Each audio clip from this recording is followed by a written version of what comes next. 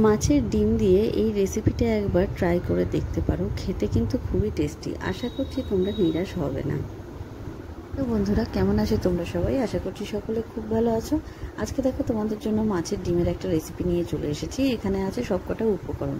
যেমন এখানে দেখো মাছের ডিম আছে, আর এই একটা মশলা আছে যেখানে আছে 1 চামচ আদা বাটা, 1 চামচ রসুন বাটা, জিরের গুঁড়ো, লঙ্কার গুঁড়ো, হলুদ গুঁড়ো, টমেটো কুচি, পেঁয়াজ কুচি আর আলু। তো চলো শুরু করা যাক। দেখো এখানে আমি মাছের ডিমটাতে আগে লঙ্কা কুচি দিয়ে দিলাম, 1 চামচ ময়দা, আর দিয়ে দিলাম পেঁয়াজ কুচি আর লবণ। সব কিছু দিয়ে মাছের ডিমটাকে ভালো করে মাখিয়ে নিলাম।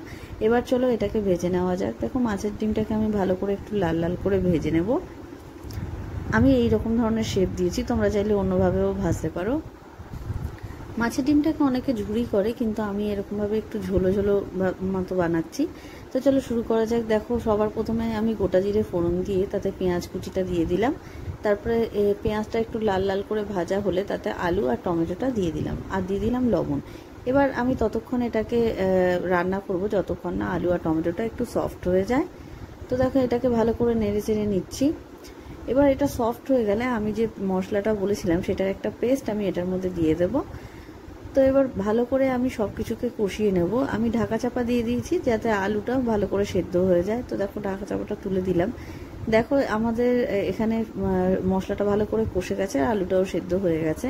এরপর দেখো বড়াগুলো অ্যাড করে দিলাম, ভালো করে নাড়িয়ে চাড়িয়ে নেব। অনেকে এটা রসা কষা মতনই খায়, আবার অনেকে ঝুড়িও খায়, কিন্তু আমি এখানে একটু ঝোল মতন বানাচ্ছি বলে জল অ্যাড করে দিলাম। তো দেখো জলটা ফুটে গেলে আমি গরম মশলা গুঁড়ো অ্যাড করে দেবো, ব্যাস দ্যাটস ইট, আর কিছু লাগবে না। আমাদের এই কারিটা একদম রেডি। মাছের ডিমের বড়া খেতে যতটা টেস্টি ততই কিন্তু এটা মানে ভালো, হেলথের পক্ষেও ভালো।